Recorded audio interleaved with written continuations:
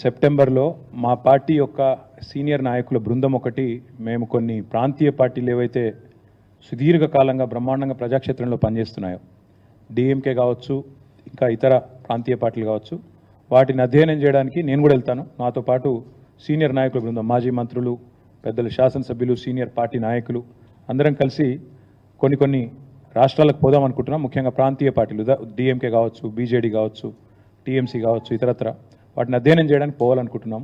సెప్టెంబర్లో ఆ పని చేస్తాం. చేసి వచ్చిన తర్వాత, ఎందుకంటే ఒక్కొక్క చోట ఒక్కొక్క స్ట్రక్చర్ ఉంది. ఇప్పటిదాకా ఒక ఎక్స్ఎమ్మెల్యే డిఎంకే శేఖర్ గారని వచ్చారు ఇందాక. ఆయన చెప్తా ఉండే వివరంగా ఎట్లా డిఎంకే పార్టీ స్ట్రక్చర్ ఉంది, ఎట్లా ఇన్స్టిట్యూషనలైజ్ అయిందని చెప్తా ఉండే. మా పార్టీకి కూడా 24 ఏళ్ళు నిండినాయి.